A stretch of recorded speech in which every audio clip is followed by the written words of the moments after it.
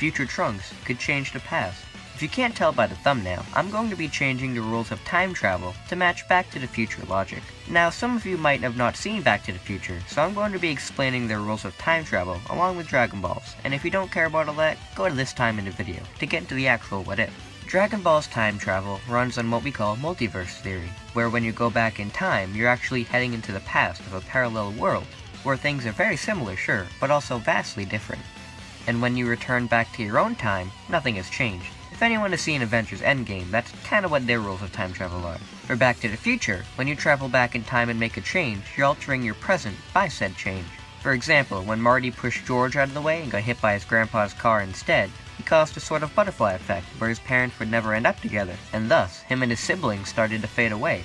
So, these are the time travel rules that we're going to be operating under today. Alright, so the history of Trunks plays out exactly as normal, and Trunks still goes back in the past to warn the Z-Warriors about the androids.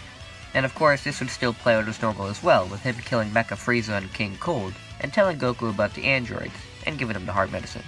Trunks then goes to make his leave for the future, and before he gets in his time machine, he notices something happening to him. He's beginning to fade away. Trunks is concerned at first, but then remembers that this must mean that he managed to change things in the future. For better or worse, he doesn't know. All he knows is that he's changed the future, and whatever the future is, he hopes it'll be a better one than his. Trunks sheds a tear as he and the time machine fade from existence. Shortly after Trunks left, the Z-Warriors trained extremely hard for the 3 years, and got exactly as strong as they did in canon, and eventually, the fateful day of May 9th shows up, and the androids strike. Except, since this is technically future Trunks' timeline, it's number 17 and 18 who show up, instead of 19 and 20. The two begin wreaking havoc on the city, until Goku and the others come in to put a stop to them. Goku begins to fight it out with 17, and it's a pretty good match for him, since remember, the androids here are weaker than they are in the original main timeline. But eventually, Goku still falls to the heart virus, and Vegeta steps in. Vegeta and 17 begin their battle, but due to 17 having infinite energy, Vegeta begins to get tired and 17 gets the advantage. This is when Piccolo launches a surprise special beam cannon at 17, which catches him off guard and severely weakens the android. 18 immediately rushes Piccolo out of anger and beats down on him greatly, while Tien and Gohan try to get her off Piccolo. With 17 being extremely injured, Vegeta takes this opportunity to unleash a Big Bang attack and completely destroy him. Vegeta then tells Krillin to give him a Senzu Bean fast, and Krillin obliges, and Vegeta gets a slight Zenkai from this and rushes 18, allowing her to get off of Piccolo and the others.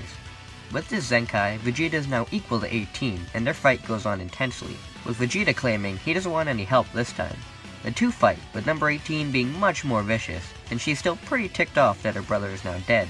Vegeta isn't doing so well, but his arrogance gets the better of him, and he doesn't allow the others to help, which gets his arm broken as a cannon, and thrown to the ground. This is when Tien launches a Tri-Beam at 18 to get her to back off from Vegeta, while Piccolo and Gohan go in for a fight. Piccolo and Gohan working together are more than enough for 18, and keep her on her toes, especially with Gohan having his rage increase from her attacking Piccolo earlier.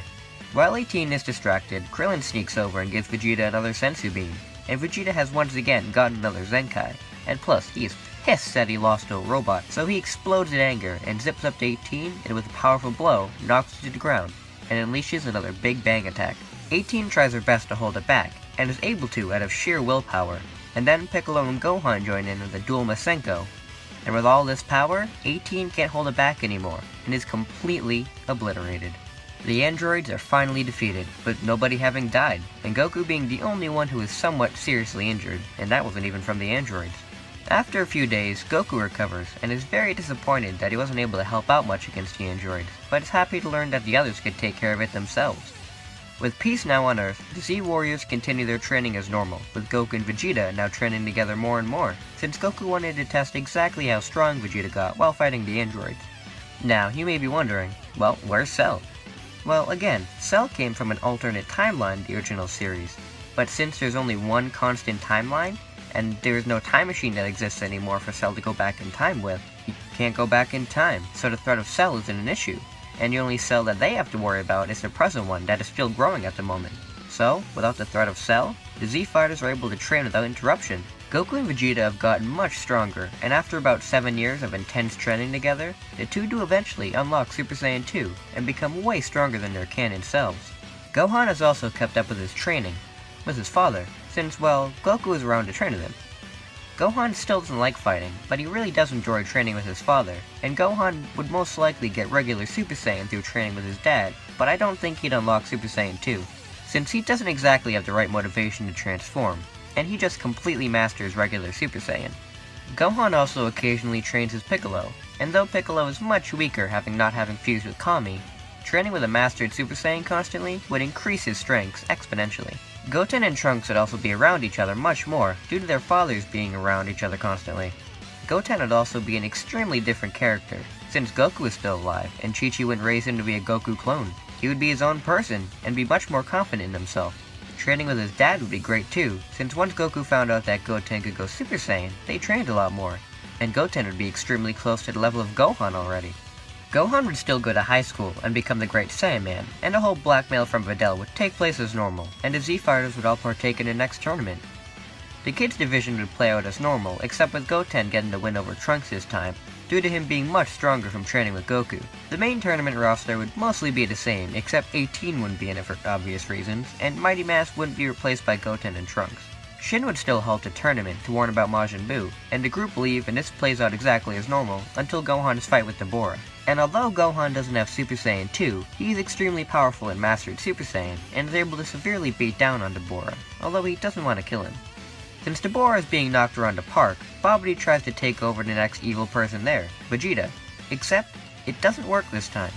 Since Vegeta has no anger inside of him, Vegeta for the past 7 years has been training with his rival, and the two are basically equals at this point. He's happier to be training, so he's gotten along better with his family, and is overall an extremely happy man, with almost all of the evil in his heart extinguished. Vegeta steps in and finishes off the Buu Arc for Gohan, and the three Saiyans make their way to Babidi and kill him before Buu can be unleashed. So, Shin takes Buu's cocoon and thanks to Saiyans for their help, and he brings the cocoon to Beerus for it to be destroyed. The years are more peaceful on Earth, with everybody continuing their training, and Gohan ending up as Videl as normal, and life is pretty good. Beerus would still show up on Earth. And although Goku tries to fight with him, Vegeta knows how dangerous Beerus is, and holds him back. Bulma's birthday party goes on peacefully, since there's no Buu to make Beerus angry. The Super Saiyan God ritual would play out normally, with Goku still getting to form, and fighting Beerus. From here on, things would basically play out normally from here, up until Frieza is revived, and lands on Earth. Since Gohan has kept up his training over the years, he's found a perfect balance between being a family man and training. And since Gohan still holds resentment for what Frieza did all those years ago, he doesn't hold back, and completely obliterates Frieza before he's even able to transform into his golden form.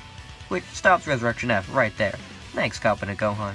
The Universe 6 tournament would likely happen as normal too, except with Goten and Trunks replacing Piccolo and Buu. Since the two have gotten so much stronger through training, I'll say that they've managed to access Super Saiyan 2, and would be much stronger than Piccolo and the others, so Goku and Vegeta would allow them to enter. Goku vs Potamo and Frost would play out as normal, and Trunks enters after Goku, and unfortunately suffers the same fate from Frost. Luckily, Jaco is still able to call out Frost for cheating, and Trunks and Goku are reinstated. Trunks then fights with Vegeta, and as we all know Kid Trunks, I'm sure he'd come up with some great insults to get Vegeta out. Trunks would then battle with Kaba, and Kaba is much stronger than Trunks in base, but once Trunks goes Super Saiyan 2, he easily knocks Kaba out.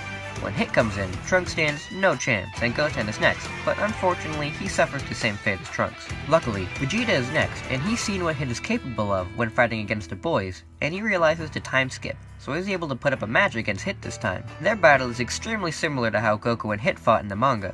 Of course, Vegeta still can't beat Hit by himself, and he is knocked out.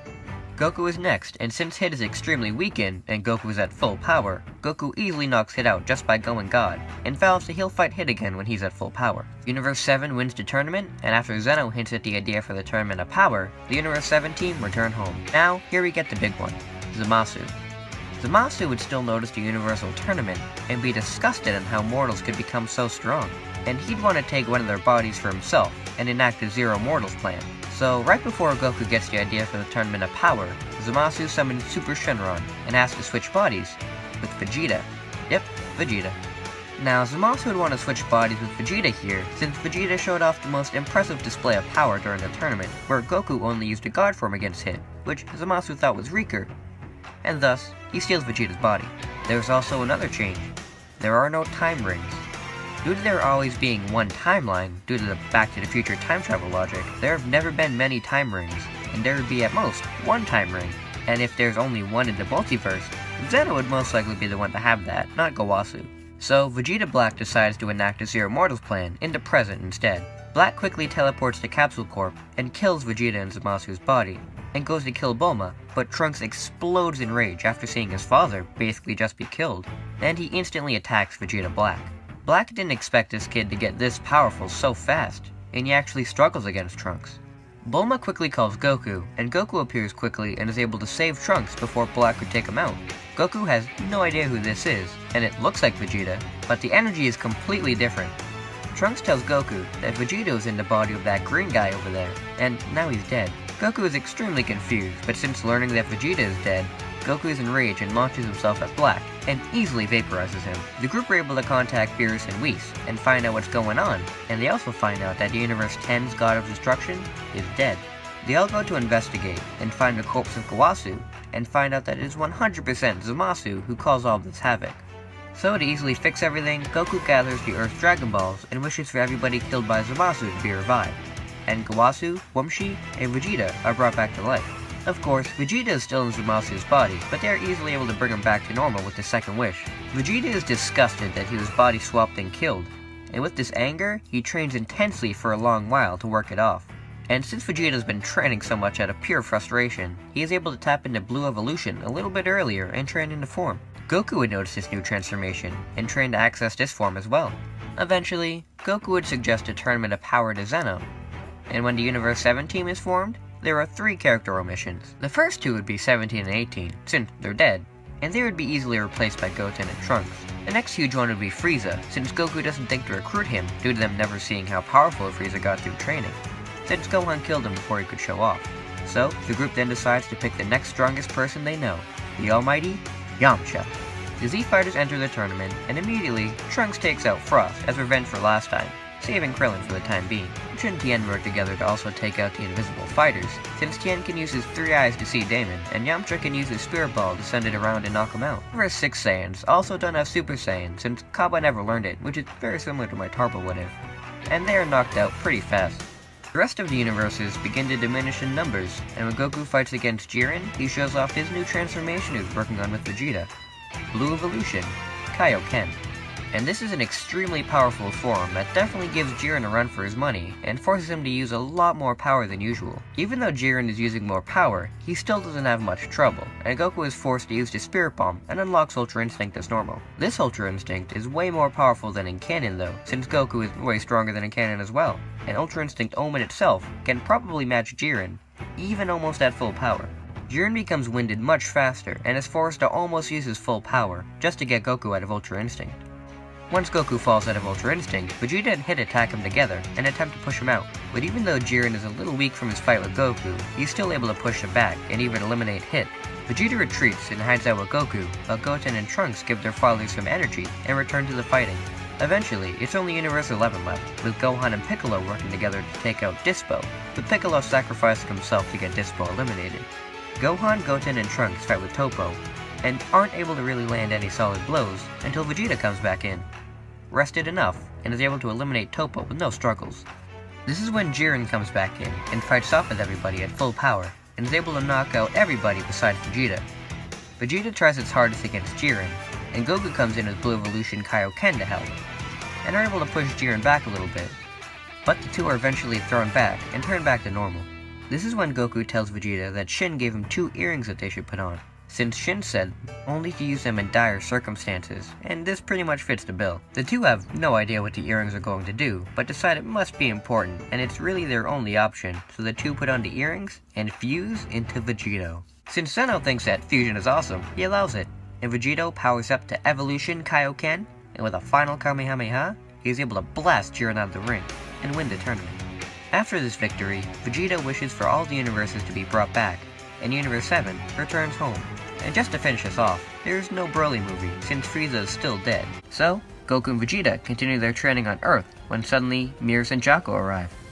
Jaco explains that a galactic prisoner named Moro escaped the prison, and is currently on the run. The only one Mears could think to stop him was the Grand Supreme Kai, who was absorbed by Majin Buu.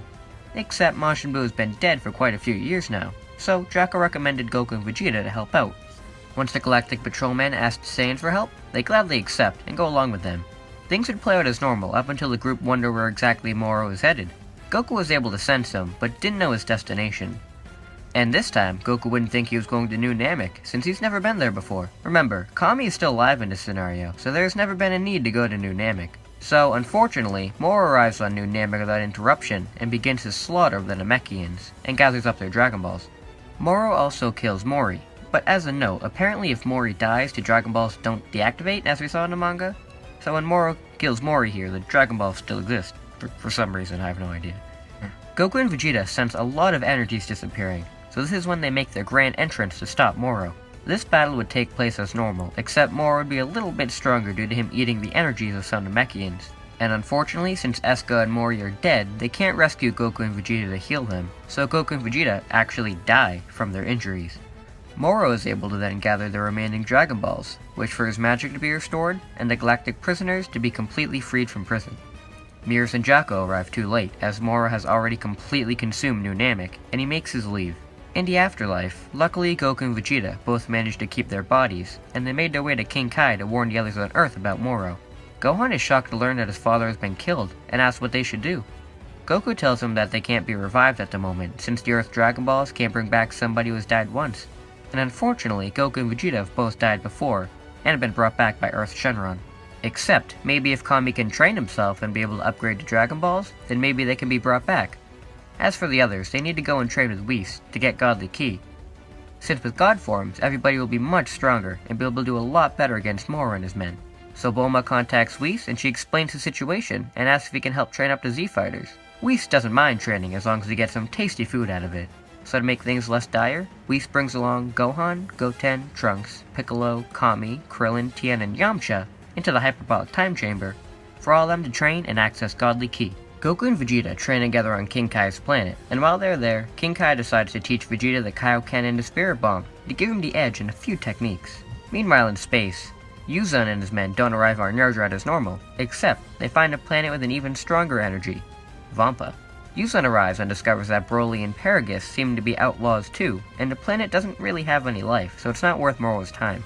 Broly and Paragus are taken off the planet and meet up with Moro, and he is impressed by Broly's strength, so he allows the two to join up with 7-3's gang. Pasta and his group arrive on Earth as normal, and Mr. Popo senses their arrival, and he immediately goes into the hyperbolic time chamber to warn the others. Yamcha and Tien emerge to go and handle them, and easily take them out with no effort, which proves that their godly training has shown amazing improvements. The two return the convicts to the lookout just when Jaco arrives to recruit the Z Fighters into the Galactic Patrol. Unfortunately, 7-3 and the others were still contacted and arrive on Earth, this time with Broly and Paragus. Yamcha notices that Paragus has a tail, and tries to tell them that they don't want to fight, since they know a couple of Saiyans too. Paragus is confused on how Earthlings would know about Saiyans, but this still doesn't make it that they don't have to fight. 7-3 immediately copies Tien's abilities, and the two begin to fight with him to no avail. Shimamerka, or whatever his name is, and Yenba attempt to hop in too, but Yamcha and Tien are far too powerful for them, and they are taken out easily. Jaco is also able to apprehend Paragus, except Broly doesn't take too kindly to this and slaps Jaco right off the lookout. With things not looking too good on the outside, Bulma goes and gets the others, and the remaining Z Fighters emerge stronger than ever and ready to fight. Krillin and Piccolo go help Yamcha and Tien with 7-3, while the Saiyans go off to fight against Broly. They're all surprised on how powerful Broly is, and he just seems to be getting stronger as they fight. Goten and Trunks become Super Saiyan and wear Broly down significantly, until he unleashes his wrathful form and begins to knock around the boys. Gohan then goes Ultimate and combines that with Super Saiyan God, which is very powerful, beyond belief. Gohan goes up to Broly and unleashes his attacks at full power, managing to cripple him early, and then unleashes a Masengo to knock him out, before he can grow even more powerful. Piccolo's strength has grown a lot as well, and he was even able to access a God ability similar to the Saiyans, kind of like the God form that the Namekians can use in Super Dragon Ball Heroes. And he uses this to finish off 7-3 before they can even show off his Moro powers. With the Galactic Patrol prisoners taken out, Earth is seemingly spared for the time being, and Jaco is able to bring in the prisoners back to the Galactic Prison, except for 7-3 who was killed by Piccolo. Once Jaco leaves, Kami emerges, believing himself to be safe now, and he says that the Dragon Balls have been upgraded considerably due to his training, so now they should be able to bring back those who have died before. Bulma then gives the radar to Goten and Trunks, and the two fly off to go quickly gather the Dragon Balls and bring Goku and Vegeta back to life. A few hours after Goten and Trunks left, Moro and his goons arrive on the planet. The Z Fighters split up as usual to go fight them off, except this time, since there's no 7-3, Gohan and Piccolo immediately go after Moro and Saganbo.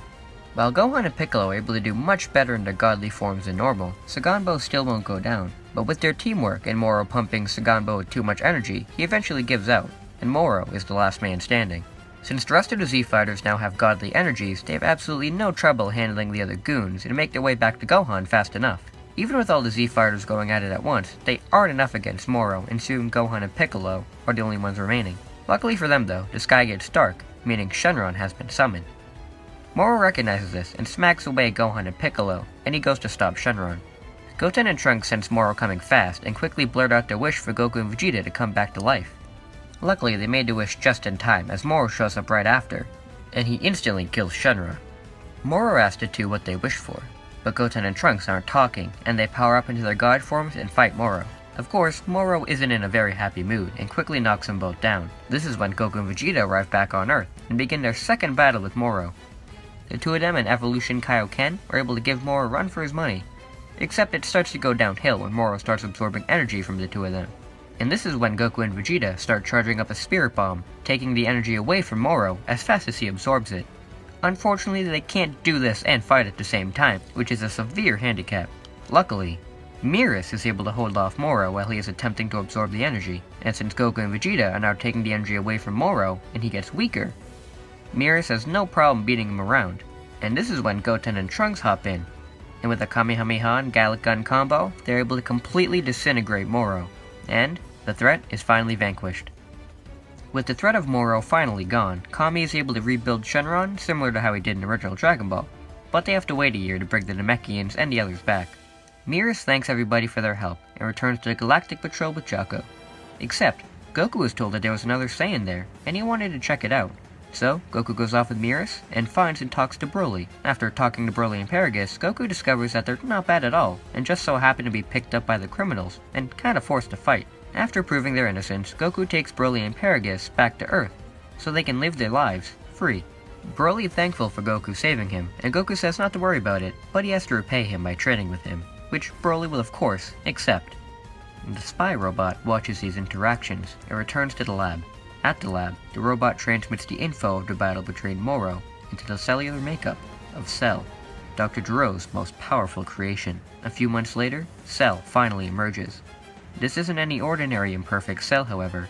He's been given data from the spy robots of the battles between Piccolo, Vegeta, King Cold, Mecha Frieza, the androids, Deborah, Beerus, Vegeta Black, and Moro. He now has more cells than ever before, and this imperfect Cell, without even trying, could curb stomp Super Perfect Cell from canon. Even though Cell is insanely powerful, he's still not perfect. 17 and 18 are long dead, so there's no way for him to become perfect. Or is there? He remembers a boy came in what seemed like a time machine, except the boy slowly faded out of existence along with the machine. Cell would have no idea where the time machine came to be if it wasn't for one thing. The boy made a mistake. He had the Capsule Corp logo on his jacket. Of course, Capsule Corp. Cell comes up with his plan for perfection, and he goes off to find Bulma. We begin this part with Goku, Goten, and Broly training for the next tournament. There is no Oob in this scenario, since Buu was killed way before King Yama got the chance to reincarnate him, so Goku just wants to test everybody's skills in the upcoming tournament. Caulifla and Kale show up just in time too, and Pan is happy to see the two again. Ever since the Tournament of Power, Goku felt bad that these Saiyans didn't get to do much, so he visited Universe 6 with Vegeta, and taught them how to go Super Saiyan, and invited them to train here. Pan has gotten along very well with Kale, and Kale sees her as her own little sister. Of course, Broly and Kale have gotten along due to their similar abilities and transformations, and they are pretty good sparring partners. Vegeta has been training with Kaba as well, and over the years he managed to get him to reach Super Saiyan 3. Caulifla was obviously ticked when she saw this, but as we know with the Universe 6 Saiyans, transformations come easily to them. And she was able to go Super Saiyan 3 not too long after. The Saiyans have been training pretty heavily for the past couple of years, and luckily for Cell, they've been so preoccupied with training that he hasn't even been noticed yet. He managed to sneak into Capsule Corp and steal the Dragon Radar, and he's been going around very slowly tracking them down so he can't be detected. Eventually, the day of the tournament arrives, and the combatants are Goku, Vegeta, Trunks, Goten, Pan, Broly, Caulifla, Kale, Gohan, Mokeno, Kaba, and the almighty Captain Chicken. The first match is Pan vs Mokeko, which plays out exactly as normal, and the second match is the rematch between Goten and Trunks. The two fight it out in base, then move on to Super Saiyan, which startles the crowds, but they do remember seeing a similar fight like this years ago. The two eventually push it to God, and after a long battle, Trunks comes out on top, getting his win over Goten since the last tournament when they were kids. Broly vs Captain Chicken is the next match, and unfortunately, Captain Chicken is knocked out of the ring by Broly. Hashtag rip Captain Chicken. The next battle is between Kale and Caulifla, two Saiyan sisters. Kale tries to go easy on Caulifla, but Caulifla just instantly transforms into Super Saiyan 3 and begins to wail on Kale. She yells at her to grow up and stop being such a softie, but all this does is anger Kale, and she transforms into her berserker form and starts to rip Caulifla a new one. Luckily, Caulifla just laughs this off and says she just wanted to see Kale use her full power, and this calms her down, letting the fight continue peacefully. Even with Super Saiyan 3, it's not a match for the Berserk Saiyan, and Caulifla is eventually knocked out. The next match is between Goku and Gohan.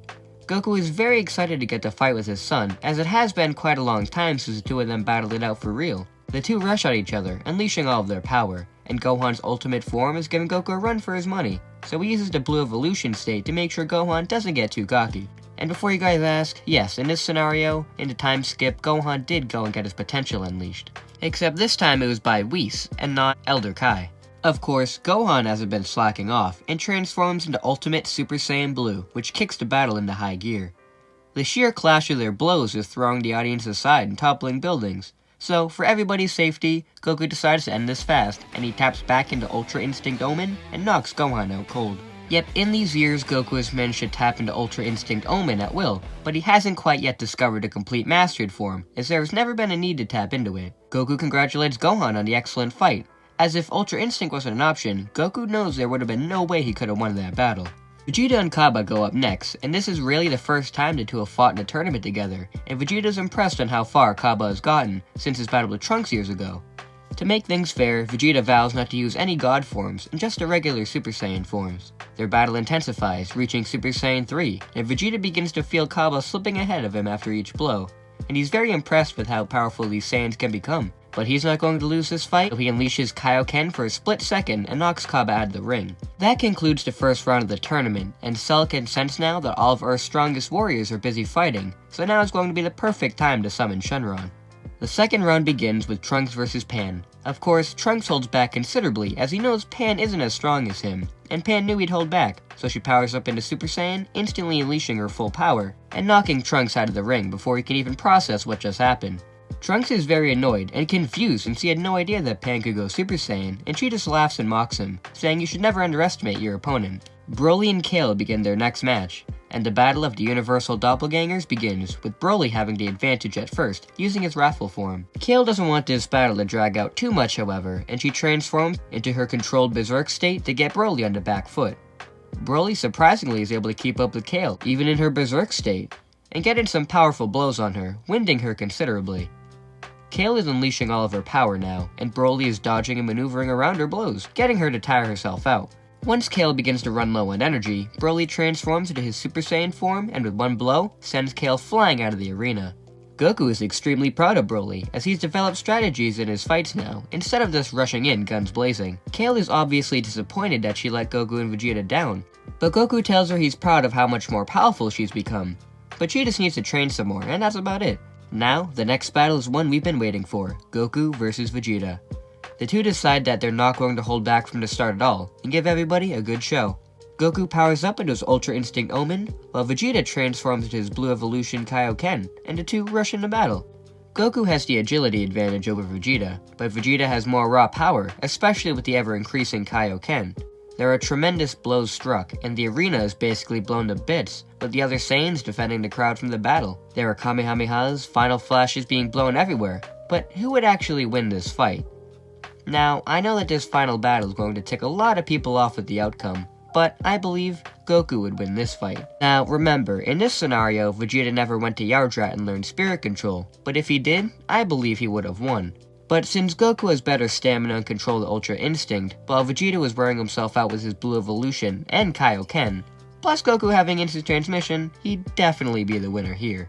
Vegeta wouldn't be salty here, as he had already accepted the fact that Goku is number one. Goku wouldn't be unscathed from this fight however, far from it.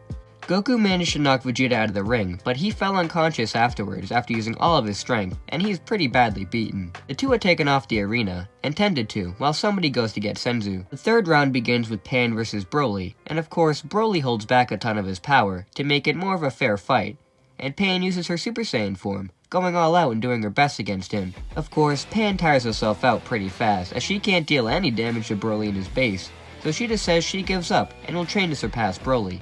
Once Goku recovers, he goes up against Broly for the final round, and Ultra Instinct Goku is a pretty good fight against the legendary Super Saiyan Broly.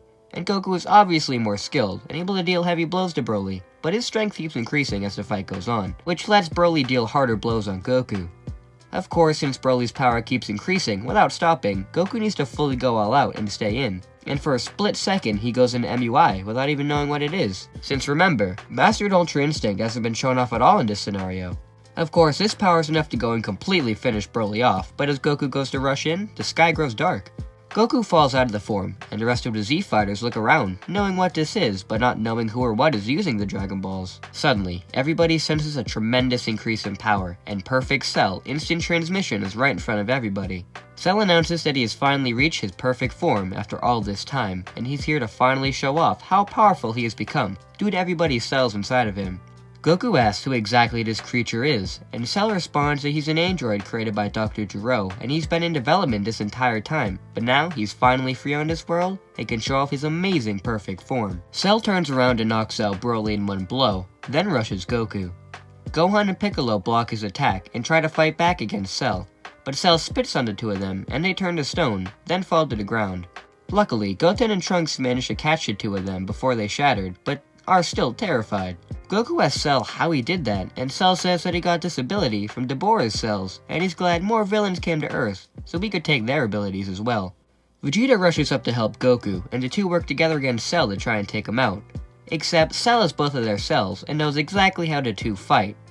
Plus, he's been using Moro's energy absorption to wear the two out as well, so he manages to take them down with a death ball. Luckily, Supreme Kai noticed this battle going down on Earth, and quickly showed up to deliver the Potara. Goku and Vegeta are out of commission, but Kale and Cauliflower are still in the fight, and take the earrings, becoming Kefla. Kefla powers up and rushes Cell.